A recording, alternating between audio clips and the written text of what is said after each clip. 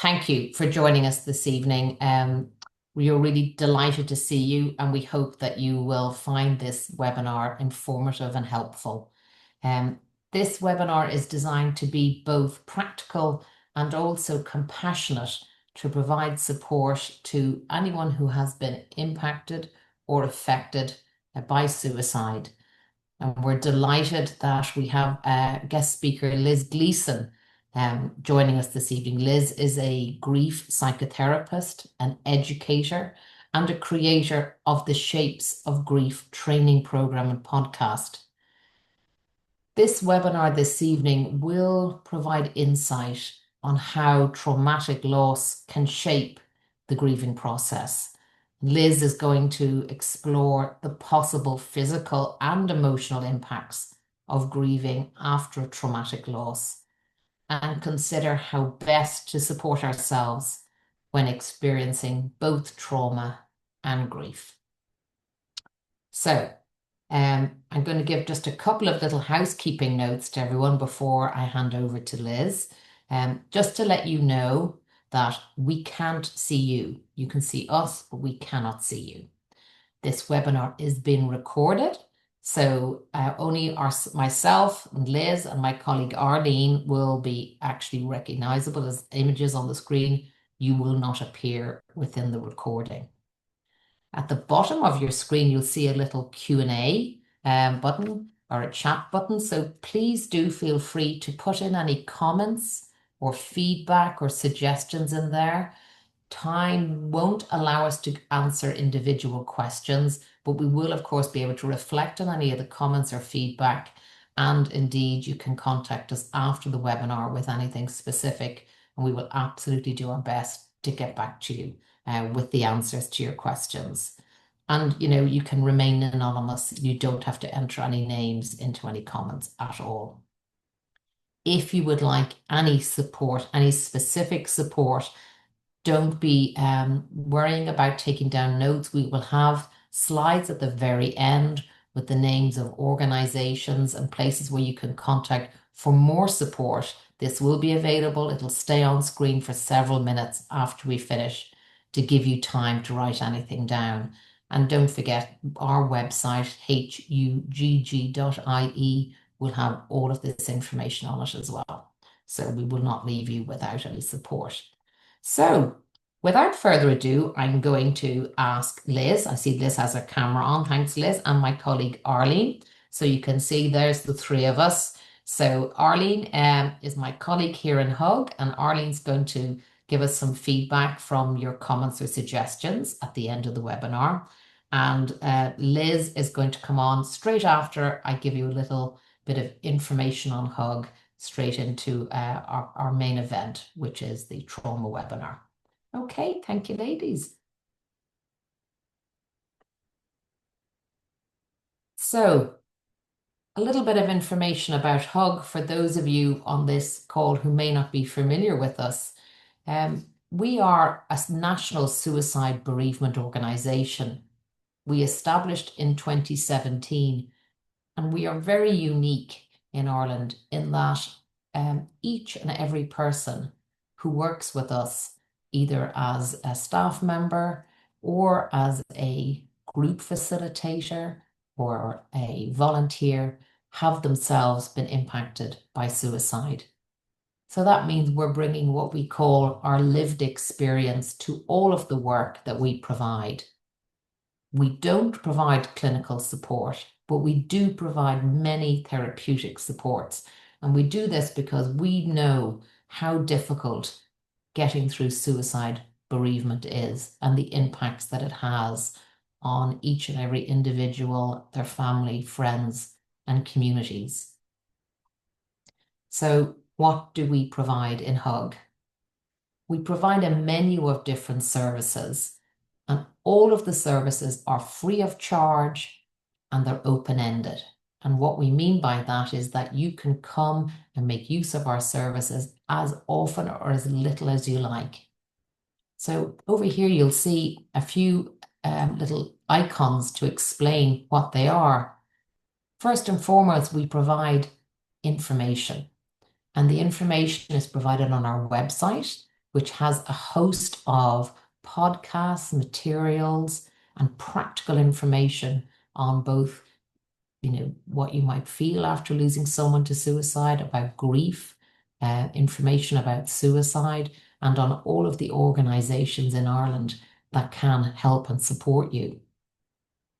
We also provide support groups, and these are places where people can come either every second week or every month, right around the country. They are looked after by our volunteers who are trained with HUGG. And these are a very special place, a safe space where people can come and just talk about their loss, talk about their feelings. And through that, giving and listening to other people, gain a huge amount of support. We have 20 of these support groups around the country, and they're available in person, online, and hybrid, which means that you could be attending as a virtual member or in person. And there's a list of them available on our website. We also have a telephone support service, which is available Monday to Friday. And this is where somebody can pick up the phone and speak to one of our telephone supporters who are there to give you compassionate support, to listen to you. You may want to talk about your loved one. You may not know exactly what you want to talk about. You might just want to be heard. And it doesn't matter whether your bereavement is recent or many, many years past. The line is there available to you. Our telephone supporters can give you information on what we can offer and also connect you to other organizations that may be able to assist you. And that could be something practical, could be something financial, could be something to do with the coroner's court, a whole host of services. And we are very happy to signpost to those supports. And we also have many events and webinars throughout the country, webinars such as this. We host them online, and we have many events in person to give you a chance to meet people face to face if you don't wish to go to a support group. We offer things like walks, pop-up cafes, and even creative events like our memorial quilt making. So you are very welcome to come to any of those. And finally, just to let you know that we hold an annual remembrance service every November. This is available to come in person in the Unitarian Church on St. Stephen's Green in Dublin, or indeed you can attend in online because it will be broadcast live. And that event is coming up on Sunday, gosh, I have a mind blank, in 2 weeks' time. And the details are on our website again. So I do hope that you will make use of some of our services, because we know that all of these services are based on the fact that being bereaved by suicide is unique. It is a unique grief. We know this, not just from what, as bereaved people ourselves, but from the research which underpins all of our work. We know that many people, when they've been bereaved, blame themselves unnecessarily. They carry stigma and shame, and that awful question of why, the question that has no answer. All of these lead to the difficult journey that the suicide bereavement has. But I want you to know that there is support. There are lighter and brighter days. Time is our friend. And with connection to the supports and to the people that are there to support you in whatever that may look like, many of these awful symptoms, if you like, of trauma and grief after suicide can and will be alleviated. I hope you're going to gain many insights from what Liz Gleeson is going to share with you now. It's an important topic, and it's a topic that I know we get asked about many times, about trauma and suicide. So without further ado, I'm going to stop sharing my slides now, and I'm going to invite Liz on screen and hand it over to Liz for this evening's webinar. So thank you for listening to me. Thanks very much, Fiona. And just to say that remembrance event is on the 9th of November at 2 p.m. Thank Um, you, Liz. That's my aging brain forgetting these things. okay, now bear with me just a minute while I get my slides up. Um, let's see, here we go. There, does that look okay, Fiona and Arlene? Fantastic. Okay. I have so much information here to share with everybody this evening. Um, we're going to look at grief and grieving. We're also going to look at trauma and also how does trauma impact the grieving process. Now, if you're like me, you might take in 10 or 20% of the information that I'm going to be sharing with you. But the webinar is recorded. So if there's anything that feels useful or there feels like there's too much information, please know that you can look at this again and again and again if it's useful to you. There will be things I say that may not resonate with you at all. Please just take what's helpful, what's useful today, and store that away somewhere to use. And whatever doesn't feel useful or feels untimely, please just let that go. The intention certainly is to offer information and insight that will help you at some stage, at some place that, along your journey of grieving. And that may not be today, but this might be really helpful in a few months' time. So please bear that in mind. Um, Also, if you see on the screen here, I've shared a picture of a candle and some lavender, somebody smelling their wrist, some bubble wrap, lemon, the taste of lemon, and bird song. These images represent our senses. And it's a really good grounding, a really good anchoring practice to have something. I have a little candle here, to have something that you can look at, or maybe something you can hold in your hands and feel, or something you can smell or even taste while you're here during the webinar, just to resource you and keep you in the present moment. One of the things about trauma is it can bring us back to something that has happened in the past.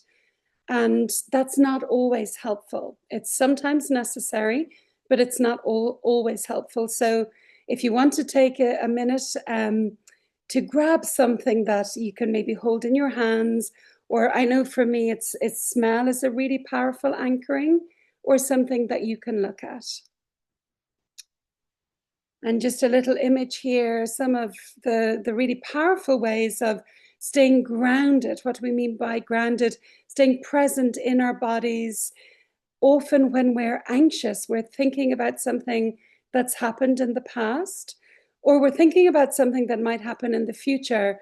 So by coming into our senses, smelling something, touching something, staying grounded in the earth, even touching someone, holding hands with someone, sitting alongside someone, that can help us be in the present moment, where we can get a sense of safety. So, what is grief and what is grieving? We often mix them up. Grief is like a constellation of internal emotions. It's not just sadness after someone we love has died. It can involve guilt, yearning, disorientation, overwhelm, anxiety. Grief is a cluster of emotions that we feel throughout our lives, really. But after a significant loss, it's like the volume goes up really high on this emotion. Grief is something that we feel forever because, we feel anxiety from time to time throughout our lives. We feel joy from time to time throughout our lives. Grief is a normal, natural human emotion, and we will feel it throughout our lives. And obviously, we will often feel it with the volume right up when we're thinking about someone we love. Grieving, however, is the process that we have to go to adapt to the loss. It's a process that happens over time. It involves many changes. These are psychological changes, emotional changes, maybe spiritual changes, social changes. Grieving is the process that we go through as we try to adapt to the world without the person that we love.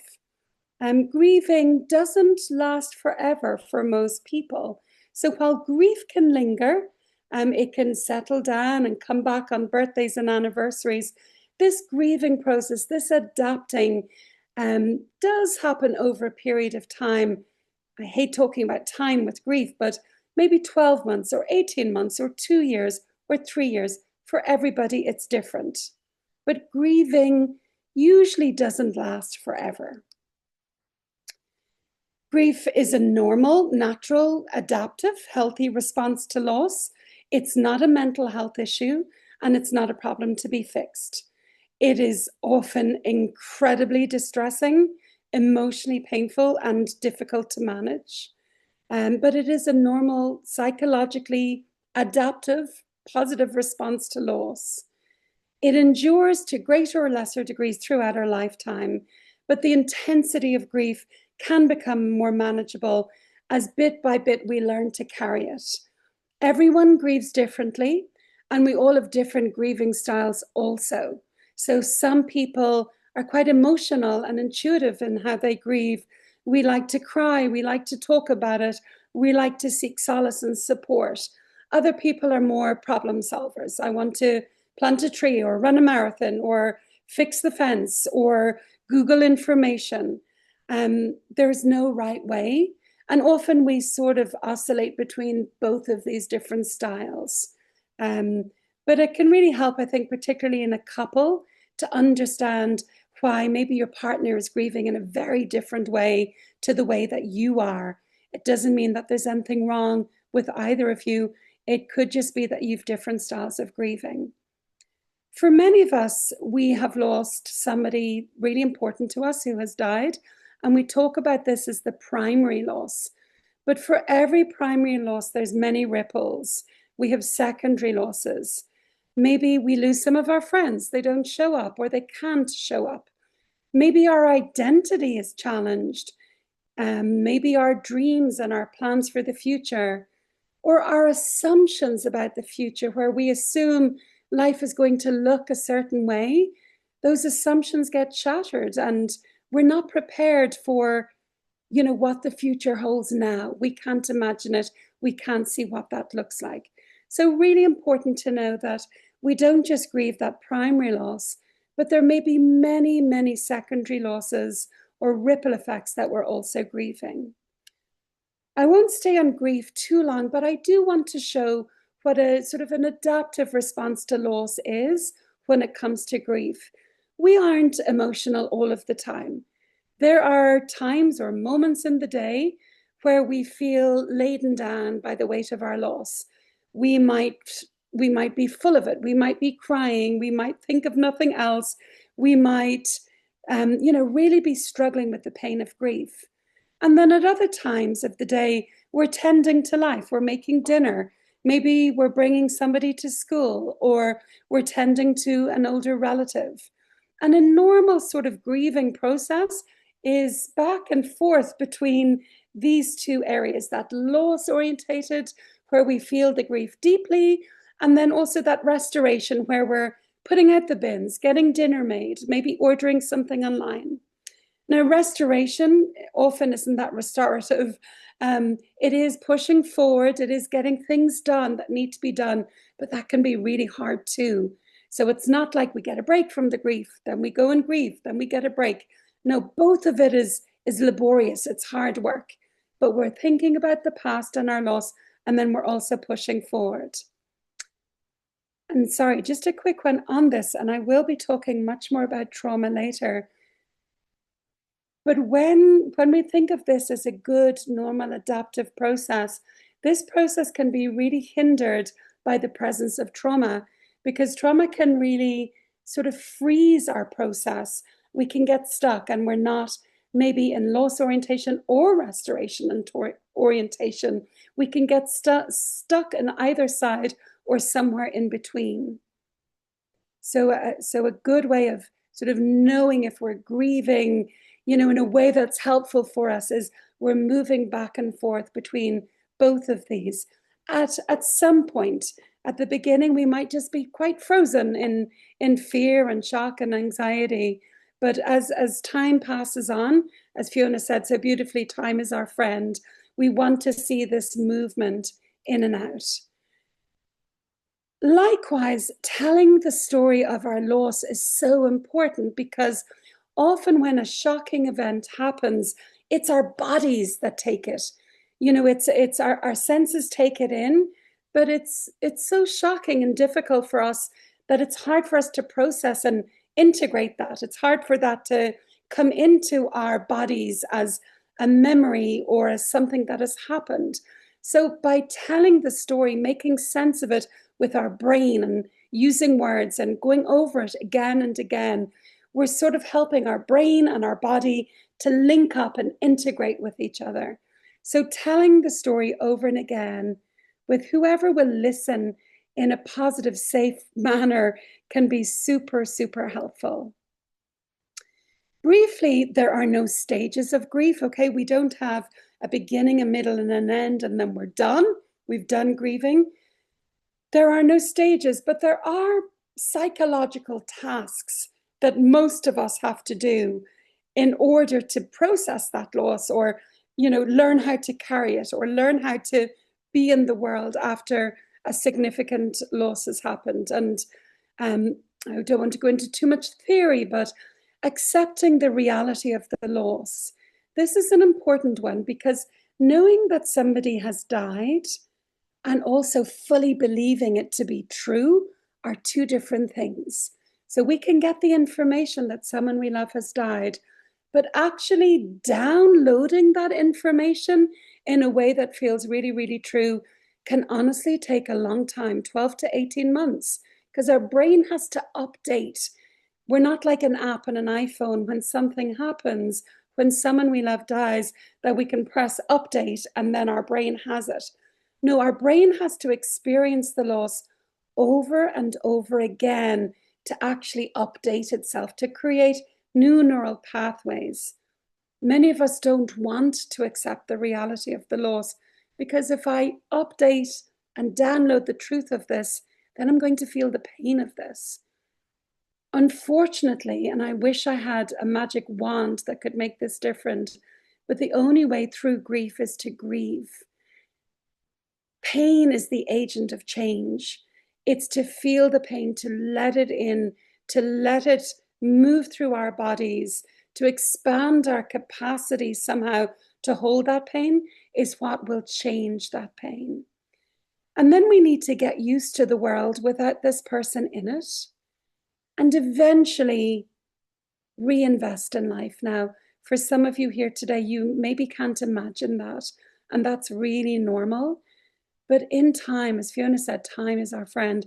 In time, we might feel, I might go back to work, or I might join that yoga class again. Now, these 4 steps aren't linear. They don't come one after the other. We mightn't do any of them. We might do all of them. And it might all be happening all at the same time beneath our consciousness. A bereaved mother came up with this idea when somebody asked her, you just look at the top row there, does your grief shrink in time? Does it get better over time? You know, so if I'm the jar and the ball is grief, over time, is it going to shrink? And this bereaved mother said, you know, it's not quite like that. I kind of feel like my grief is there, like a ball in my belly all of the time, but I've changed. I've grown. My capacity to hold this new life, this pain I've been through has increased. My capacity is stretched. So my jar, if you like, is bigger. The grief is still there, but there's room for other things now also. So that's quite a nice visual that a lot of people appreciate. And then, of course, you know, we don't move on or get over loss. We learn to live with it, and we don't forget about our loved ones or, you know, get over them. We continue a bond with them. So there's a lovely quote from Tuesdays with Mary by Mitch Albram, and it's death ends a life, but it doesn't end a relationship. And for many of us, we like to find ways to continue that bond with someone we love. This can be really difficult in the early weeks and months of loss. It can be really hard to try and find any connection with them, or have a sense of them, because the grief is so present. It's so all-consuming. But as we integrate that loss, as we learn to carry it, as we grow around it, bit by bit, other memories, not just their death, but other memories start to come back. And it's like we almost get them back again in our memories, in the way we can relate to them again. It's a lovely way of just, finding meaning, and also just connecting with them and continuing that relationship. When my dad died a few years ago during COVID, we had bird feeders outside the window. And after he died, I went and bought bird feeders and put them outside my window here. And every time I see the birds at them, I think of him. And that's just one of the ways that I continue a bond with him. So maybe think about ways that might be accessible to you to continue a bond. So that in a nutshell is a little bit about grief and grief theory. And I want to share and move on now to look at trauma. So what's the difference? What is trauma? And often when we've been bereaved by suicide, we are carrying both grief and trauma. And I hope I can speak in a way that's clear and accessible. Forgive me if I don't. I'm trying to avoid jargon.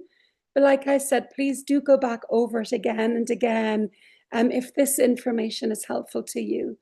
So in a nutshell, trauma happens when we have a very distressing event that's so extreme or so intense that they overwhelm our ability to cope.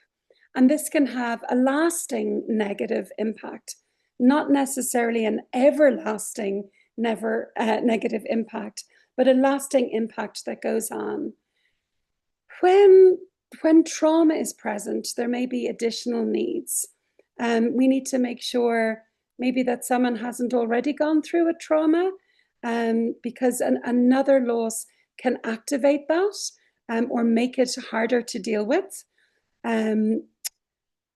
Trauma, the response to trauma can be processed and integrated in time, and often with the right support.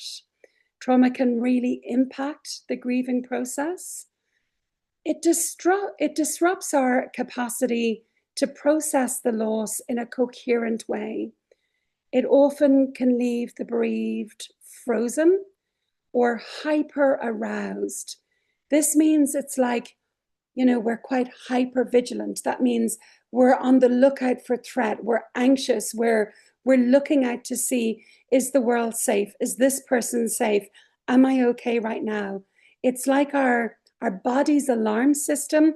Somebody's taken a sledgehammer to it. The alarm is going off and we cannot find the button to switch it off.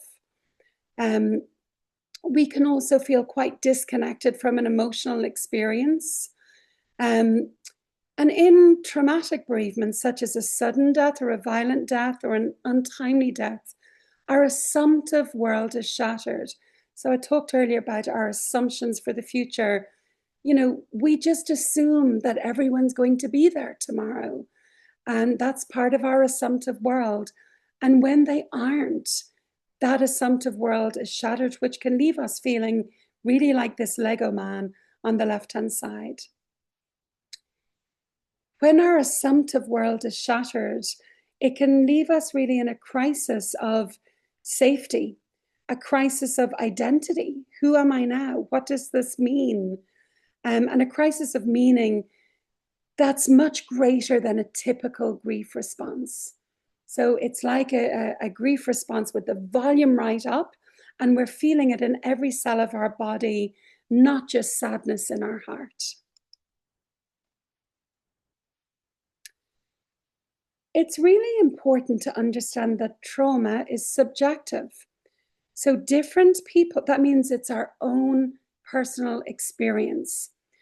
Different people can experience the exact same event, like a car crash, for example, and there can be two passengers in the back, and one can get out and brush themselves down and be okay, and the other person may get reoccurring flashbacks of what happened and experience trauma in their body, and ongoing difficulties. So trauma is very much my relationship to what has happened.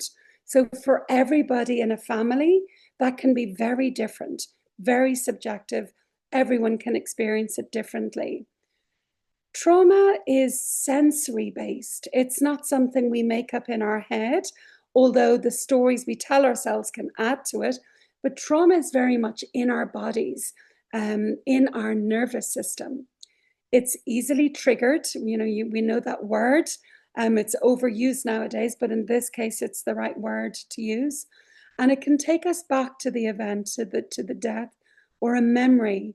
And we can relive those events as if they're happening now in the present moment, which can cause fear and distress. And this is why I invited you earlier to, think about something to hold, something to look at, a sensory-based aid to have here.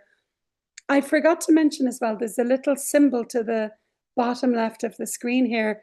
I don't know if you can see it. There's a little thing. I don't know what that is, but it's covering it. But that symbol, it's Sanskrit, and it means breathe. And so I put the symbol for breathe on every slide tonight, just as a reminder to all of us to stay in our bodies, to stay grounded, to keep breathing as we're going through, this heavy topic, right, for many of us. I've also very intentionally brought some images from nature, some flowers, onto many, many of the slides. And again, it's just a little sensory aid for you, so that with every slide, as we're talking about difficult things, there's something to look at. Maybe you can imagine the smell or imagine what they feel like. I'm just looking at my next slide here, which has magnolia on it. So we'll come to that. So trauma is sensory-based. It's in the body, which makes sense that we support it in a sensory manner, or we support it from the bottom up, if you like. So anything that's a bottom-up approach means we're using the body. Anything that's a top-down approach means we're using the mind. And usually we need, the top-down to make sense of the bottom-up. And when they come together, that's what we call integration. So trauma is easily triggered, as I said, and it's easy to feel like we might be reliving it. I really want you to go away with this hope tonight. We do use the word recovery for trauma. So this alarm system that's activated in the body does not have to stay that way. We can and do recover from trauma. But for grief, we don't really get over grief, right? We talk more about adapting to loss. I guess in many ways, it's like an amputation. We're changed by an amputation. We learn to live with it. We can do many good things despite the amputation, but we don't get over it. We adapt to it. And it can be very similar in bereavement. When someone very dear to us has died, we adapt to life without them. We don't get over them. Is trauma inevitable after suicide? It's not inevitable.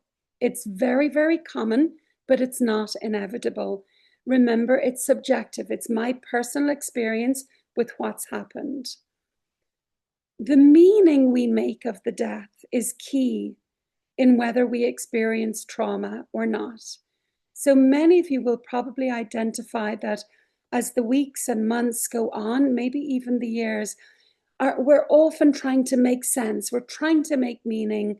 We're trying to find a story or a narrative about what happened that feels like we can live with it. This story or this meaning that we make is really, really important, because it can direct us onto a trajectory of hope for our future, depending on the story, or it can put us on a trajectory of despair. But it is subjective, which means in time, as we learn more about this, there is an element of choice that can appear in terms of which trajectory we're going to orient towards. There's a huge potential for our whole worldview to change after catastrophic loss. And it's really normal that the world can feel like a very unsafe place. Confirmation bias is something that we all have. So if we think the world is unsafe and that people aren't trustworthy or aren't reliable, or that nobody gets it right and no one understands what I'm going through, our confirmation bias is probably going to make us feel really unsupported, abandoned, and unsafe. So losing somebody that we love can really increase these feelings, leading to even more hypervigilance. So when we're hypervigilant and worried and looking around and who's safe and who do I want near me, and then, maybe somebody says the wrong thing and it goes, yeah, you see, everybody says the wrong thing, nobody gets this. And we end up sort of stuck in a loop that's just confirming that the world is an unsafe place. That's not very helpful for us, because when our bodies feel really unsafe, we continue to live in hypervigilance. We continue to have that internal red alarm system always on. And it's hard to be, it's hard to go about our daily life with that alarm constantly ringing. So what many of us do is we try to avoid it. I'll come more to avoidance because this is a really important word when we're talking about trauma. So how does trauma present itself? So remember, I said it's very much a bottom-up experience. It's in the body. So a significant negative event happens, such as the death of a loved one. Trauma may include very strong memories or flashbacks of the event, but not always. There may be intrusive thoughts or unwanted thoughts that play over in our mind.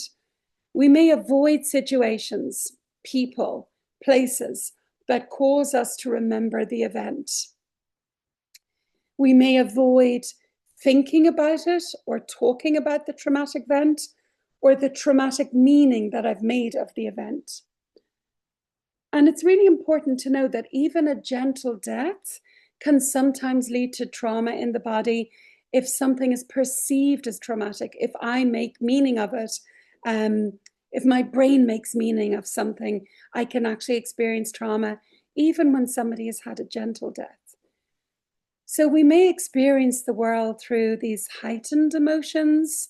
And like I said, perceiving threat may be where there isn't any. So on a good day, somebody might say something a bit insensitive, but on a good day, I can let it go. I can forgive them. I can ignore it because my body's quite relaxed. But if I'm hyper aroused, if my alarm system is fully up, if I'm hyper vigilant, the slightest insensitive word from someone else or a look can really, really increase my sense of threat in my body. Many people can experience trauma after exposure to an extreme event, but most people somehow metabolize this trauma. Most people, in time, it eases, it gets better, it reduces. And the more we talk about it, the more we, have this experience in our bodies and talk about it from our brains down and breathe through it and stay in our senses and acknowledge this is a feeling from the past that doesn't belong here, it can ease over time.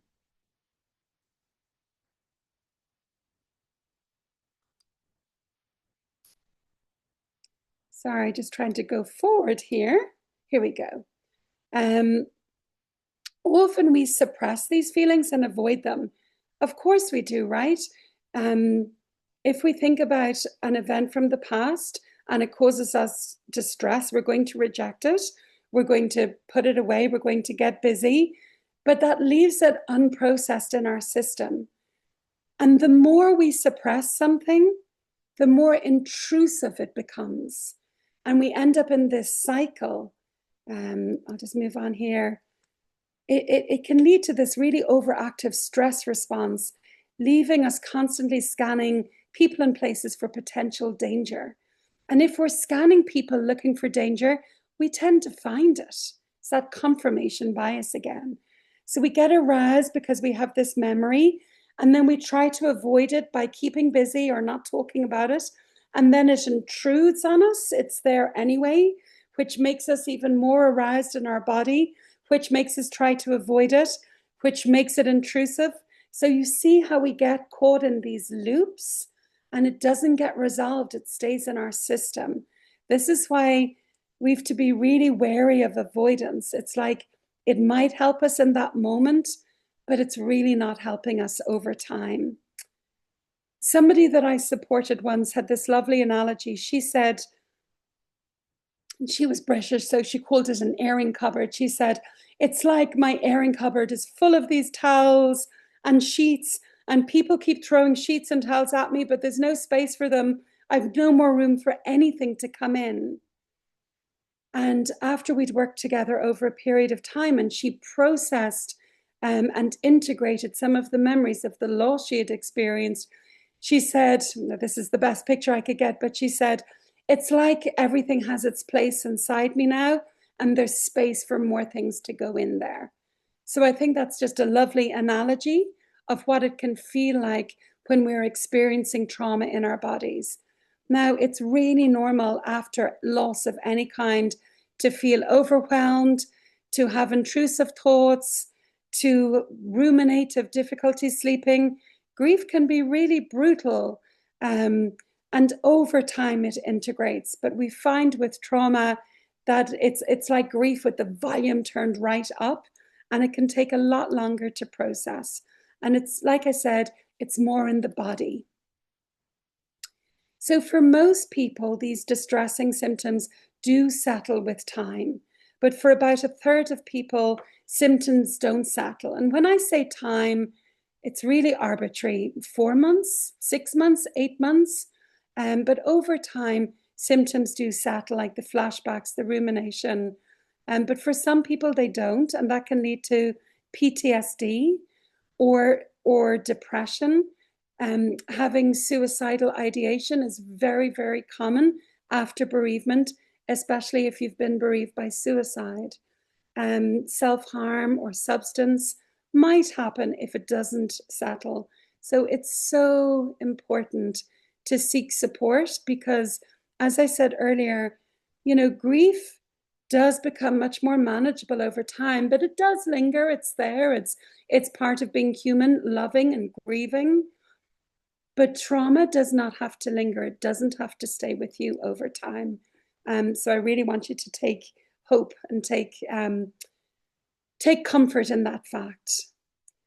Traumatic grief is described. It's how the trauma experienced after the death impacts the natural grieving process. So grief needs our body and our mind to be processed. It needs the body to sob and heave and cry and yearn and lament and mourn for the person that we love who has died. And it needs our head to make sense of this and acknowledge that grieving is normal and give us permission to go through this.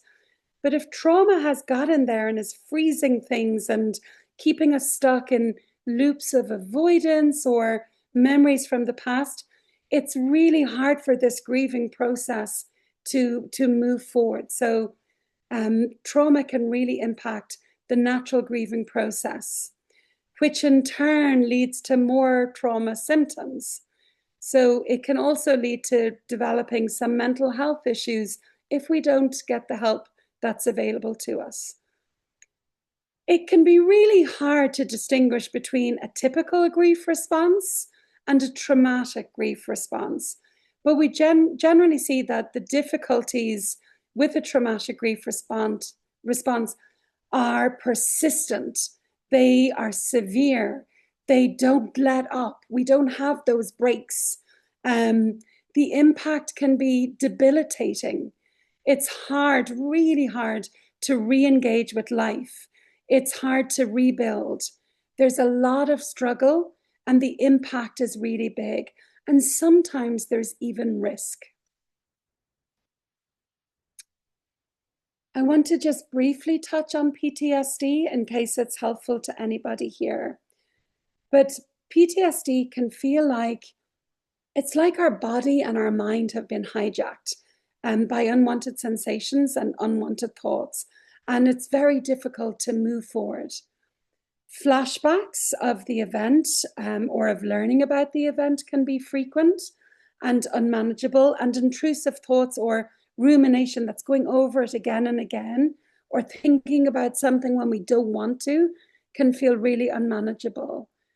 The stress response, so that hypervigilance, that feeling hyper aroused, or that alarm is on in our bodies, that can go on long after the event. And then any sort of sensory exposures to the event that remind us of the death can really cause a reactivation of this traumatic state in our bodies. So here's where the subjective nature of it can come in as well. If we allow our thoughts to believe that the world is unsafe, believe that people are unreliable, this can really contribute to ongoing hypervigilance, as I said earlier. We can live with a pervasive, like, oh, it's there all the time, state of fear and helplessness and distrust. And this can really lead to intensifying all these symptoms, which lead to more stress and more suffering. So I hope I'm making it clear that sometimes the way we think about things and the beliefs we allow take hold in our mind can really keep us on these loops of suffering.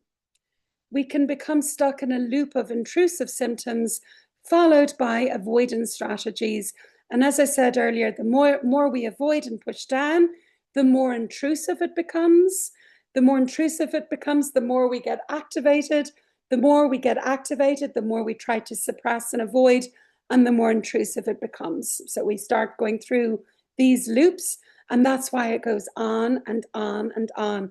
We need to find ways to step off the wheel, step out of the loop, break that cycle, break that loop. And I will talk about ways. So who's vulnerable to experiencing trauma? Certainly neurodivergence, any of us with a sensitive nervous system, any of us with a history of mental health. Maybe we've been through a really difficult experience already, and this is layered on top. Maybe our loved one had a difficult few years before they died. It's not always the case, but maybe, for example, if we're living with somebody with extreme mental health issues or with addiction issues, we can often be in a state of hyperarousal for months or even years. Or if we're in a caring role, we can be in a state of hyperarousal for years. So a distressing event on top of this can cause trauma. Social support. So either we don't have enough social support, or we don't let in the social support that's there. I can do it myself. People are unreliable. I don't want them around. I don't want them to see me vulnerable. These are all really unhelpful things. I mean, I'm your worst enemy here, but it's really, really unhelpful most of the time to not let people in, because good social support, good relationships are our biggest protective factor through these hard times. Okay, I hope you're all doing okay. Don't forget, if you have something sensory with you, such as a little candle, something to hold in your hand and move, something to smell as we're talking, that can really help you to stay grounded and present. And also don't forget the little symbol of breathe in Sanskrit. So these intrusive symptoms, we say intrusive because we don't choose this. We don't want this. These feelings are here, and people just want to get back to normal, or when I'm through this, when this will go away, next month it'll be better, in 6 months it'll be better. We want to get back to our baseline, but that doesn't happen often. We find a new baseline. So our ability to cope is overwhelmed, and this can manifest in so many ways. As I've said, maybe there's flashbacks. Maybe our heart is racing or pumping in our chest. Maybe we're sweating more, or our body starts to tremble, or we're really emotional, like really emotional and really distressed with the emotion. We can sometimes feel fear or helplessness. Sometimes we can feel horror. Sometimes we have nightmares, reoccurring nightmares, or sleep interruptions. Sometimes we can have a lot of unwanted, intrusive memories or intrusive thoughts. And it's really important, like I did at the beginning of this slide, that we orient ourselves to the here and now. Looking around the room, can I find 5 things that are green? So it's like I'm taking my brain off that neural pathway that's causing the distress, the memories, and I'm creating a new one by counting backwards in Spanish from 20, 19, 18, finding 5 green things in the room, the plant, the rug, the book. So when I'm doing these things, I'm literally, it's like, in a train station, you change the track and the train goes in a different way. In our minds, it can be super helpful if we're experiencing any of these intrusive thoughts or intrusive sensations in our body, that we breathe through it, we recognize it's from a time in the past, we're safe now, and we change the track to thinking about something right here, right now. A beautiful way to come into the right here, right now is through the senses: smell, sight, sound, touch, taste. Or we can press our feet into the floor and just feel the ground beneath our feet and just anchor ourselves, wiggle our bums in our chairs, anchor ourselves in the present moment. When these things are happening in our mind, they're not true. It's just like computer software that's gone awry. Our brains are desperately trying to process the overwhelming memories, the overwhelming event that's happened. Our brain is just trying to find a way to process it. So if we can breathe through it, ground ourselves, anchor ourselves, and create a different pathway in the present moment while we're having these unpleasant sensations, that can really help us to integrate the past with the present. So avoidance, let's have another little look at this. It's a clever strategy, but it can lead to isolation because we stop seeing people, we stop going out.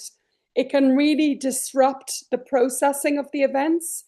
So if my brain is trying to process these difficult events, but I avoid anything that reminds me of it, my brain's not going to have a chance to process it. And I'm kicking it down the road for another day. Ideally, we want to sit with it and be able to process it and integrate it and, metabolize it. When we eat something that's gone off or that's bad for us or that, just doesn't suit us, it's really unpleasant, but our bodies have to metabolize it in the same way our brains have to try and metabolize this. So avoidance decreases our tolerance and decreases our capacity to experience the pain of loss. Whereas when we orient towards the pain, and it might sound counterintuitive, but when we actually orient towards the pain, allow ourselves to feel the pain of grief, of loss, we metabolize it, we expand our capacity for it, and it becomes easier to hold. Avoidance means we're much more likely to become triggered.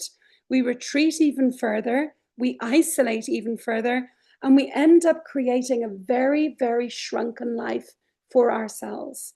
So allowing ourselves to feel the distress without trying to escape it increases our capacity to experience the pain of loss. I'm going to just skip a couple of slides because I'm just aware of time. The loneliness of this is really important to acknowledge as well.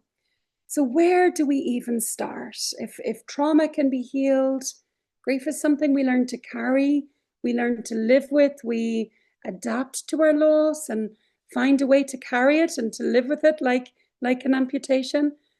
But trauma, we don't have to limp along with trauma. We can do things to turn off that alarm that's got activated in our nervous system. So sometimes and often we actually need help to integrate these intrusive images or these thoughts from the past. Our mind can be flooded with distressing images, and they're just simply events that haven't been processed by the brain. So they're stuck in the body in sensory form or emotional form, rather than being stored in our brain like a filing system of memories, and that have stories and parts of things that happened in our lives. So we need to try and help the brain and the body to integrate these intrusive images into a story. Because when we have a story and a narrative for what's happened, we can file it away better. Our brain can file it away better. I often say to people, it's like, if your brain is an office that's running smoothly, there's filing cabinets, you're there, you're looking out the window, everything's calm, and suddenly somebody opens the door and throws in a pile of, lever arch folders that break everywhere and everything spills out. And I'm down on the floor and I'm trying to pick this up and figure out where everything goes. And something else is thrown in and something else is thrown in. And before I know it, I'm sitting on the floor and the office is just strewn full of stuff. And I've no idea where everything is or how to file it away. And this is really like trauma in the brain. And often when someone can come in and sit alongside us, maybe a therapist, maybe a good friend, maybe a partner, a family member, sometimes a random neighbor that we barely knew before, can be super helpful. But just somebody sitting alongside us, helping us to talk about these files, pick them up, make sense of them, put them away in their place on the shelf. Suddenly, before we know it, we're integrating that trauma. So it's not just intrusive feelings in my body anymore, but it's starting to be filed away in my brain as memories. So this is why talking about it, feeling it, and making the top down meet the bottom up so that it can integrate and become a narrative, a story, an experience that can be filed away is how we process trauma. This can be done with a therapist who's trauma informed, but we really need to feel safe with them and feel like we're in good hands. And when we're telling the story of the death and making sense of it and finding our story, it's really important that we use our body, our grounding in the present moment, our breath, our anchoring, our senses to stay in the present. So we're holding the past and the memories and processing them, but from a very present place. This is really hard, but building a social network, having people around you is really helpful. It helps us feel safe. We might be annoyed with them all for a period of time. Maybe they say silly things. Maybe they're insensitive, but actually it's one of the biggest protective factors to helping us integrate our loss and live a meaningful life again. It can be friends, family, community. It can be, in a HUGG bereavement support group. It can be with people you've never met before. It can be with old friends. Maybe it's a choir, something totally unrelated to your loss. But being around people, and ironically, the last thing we want to do when we're vulnerable is be around people, but being around people can be our biggest protective factor. Staying connected, staying in relationship, allowing people in despite the times where they get it wrong. If people haven't lived through this experience, it's not that they don't care, they simply don't have the capacity to know how to support in a helpful way. It's something that they have to learn, just how we need to learn how to grieve and learn about this process.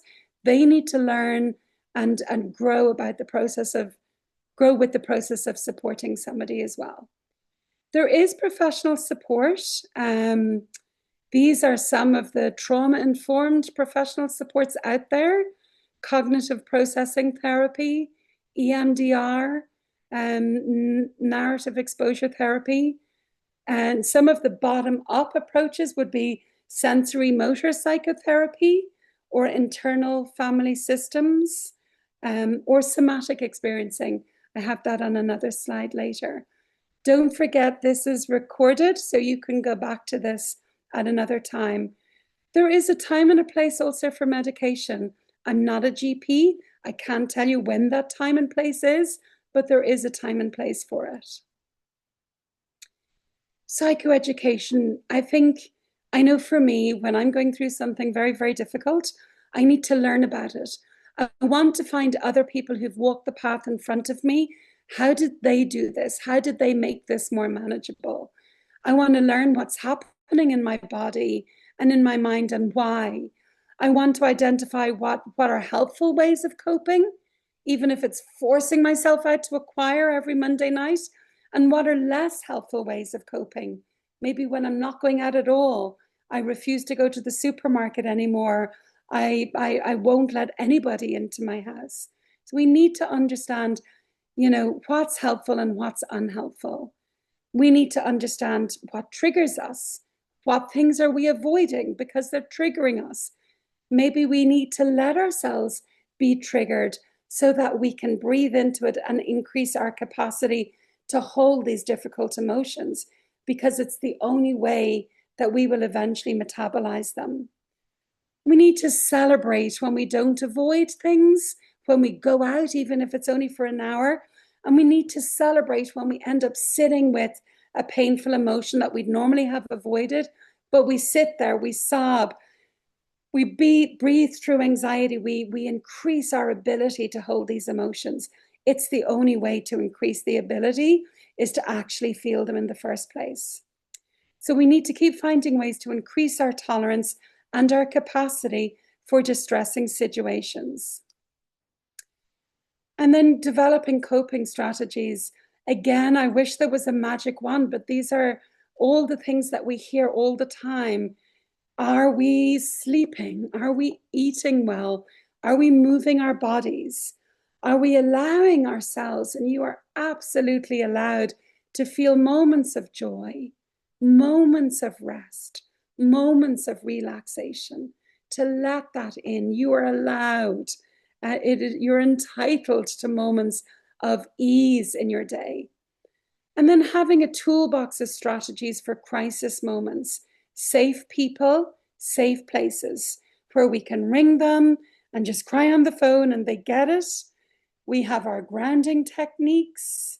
We know how to keep things slow and steady to help our bodies feel steady. We remember what I said earlier about, changing the track in our brains and finding sensory things in the present moment, finding, green things or blue things or orange things in the room, just to literally distract our brain from that distressing track that it can be on. And we need to celebrate the small wins.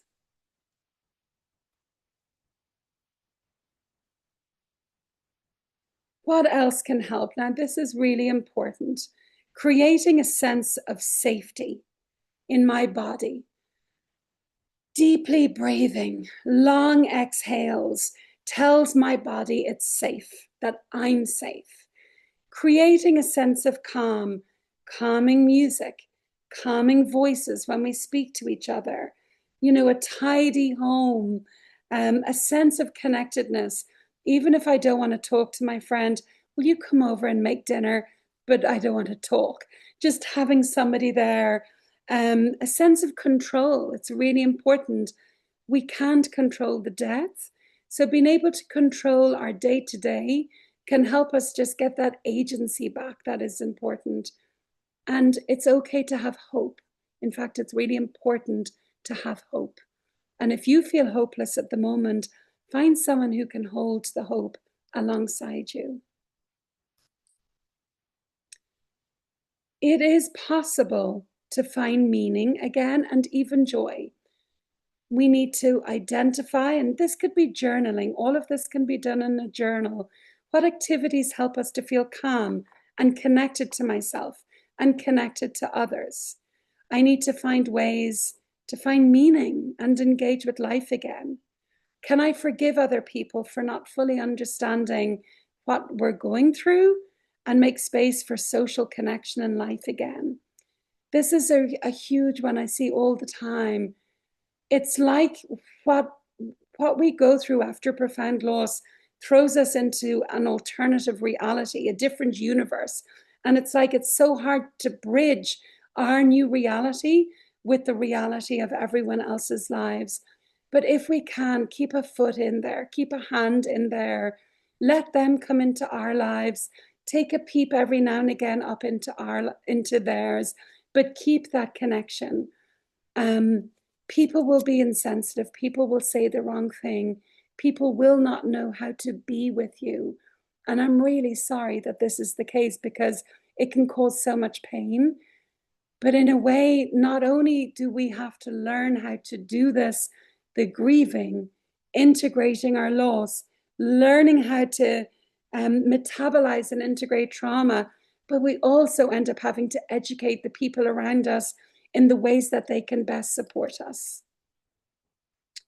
I'm coming to the last of the slides now.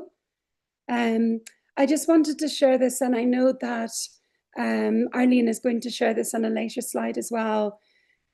There are trauma-informed therapists out there. They can be hard to find. It can take a lot of ringing around and asking for recommendations. But generally, somebody who's been trained in somatic experiencing or sensory motor psychotherapy, or who's done other training maybe that I haven't heard of. So that is one place that you can go to lean in.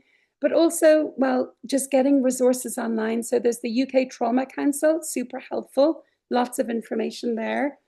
Self-compassion, there's evidence for that. If there isn't somebody available to hold us in a way that we need to be held, even putting our hands on our own heart, on our own chest, holding ourselves can actually impact our nervous system and help soothe the nervous system. So touching our own selves, using our own breath, doing our own meditation, our own self-compassion meditations with Tara Brach or Kristen Neff can really help. Psychoeducation, listening to podcasts. I have a podcast called Shapes of Grief. I also have a training program called Shapes of Grief. So some people like to learn, to understand what they're going through, or on the podcast, just listening to other people's experiences of loss and grief and how they navigated it. We can get tools from everything we listen to, right? Even if it's, oh, I wouldn't do it that way, or those 3 things were super helpful. So all the time we're learning and going through this process of adapting. There's a reason we're going through this. I mean, we don't just, like I said earlier, press a button and update and now we get on with our lives. We need to grieve so that we can come to terms with the reality of our loss. And our brain needs to experience the absence of our person over and over again until it updates to understand the reality that they have died and they're no longer with me. I need to learn how to live with the loss and feel the pain of grief. I need to learn how to live with loss in a manageable way and a healthy way that's not going to harm me. And that might include new friendships, new interests. I need to learn how to be in a world where it seems that everything has changed.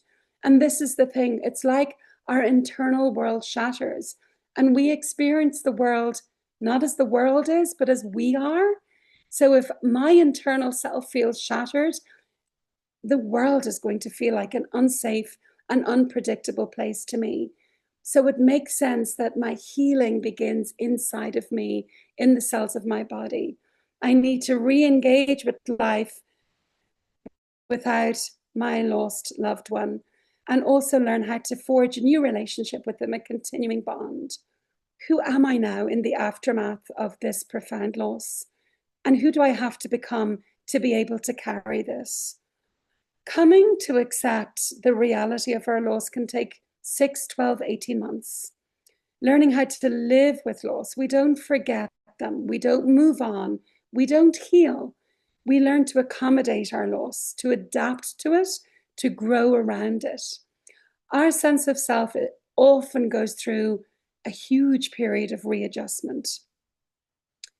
We have to learn to live with loss in a manageable and healthy way, which might include new friendships, new hobbies, new interests. We're recreating a new baseline, learning how to be in the world when it seems that everything has changed. This involves internal psychological processes and also social changes. We need to re-engage with life without our loved one, but also form that new relationship with them. The pain will never go away completely, but eventually it does become different. And Fiona is testament to that. Softer. It becomes woven into who I am. It no longer controls every breath. I learned to live again. I learned to love again. And I even learned to laugh again. So they're the words of Iris Bolton. Thank you very much for your attention. I hope some of that was useful. And like I said, there will be a recording. Please take what was helpful and ignore the rest. And I might just call Arlene or Fiona on now, just for a moment. Oh, wow. Thank you so much, Liz. There's just amazing information there you've shared with us. And as you say, I'm glad that we've recorded this because there's lots of information for us to digest. It's hugely helpful. And I'm sure everybody on this call will find nuggets of information that are applicable to them where they're at now, or maybe they're supporting somebody who find this information really, really useful. So thank you so much, Liz. Really appreciate that. It was fantastic. Arlene, I don't know if you wanted to come in with any comment that you wanted to share from people just before we wrap up. Yeah, I mean, most people have found exactly what Fiona said, found it very helpful, was very insightful, an excellent presentation.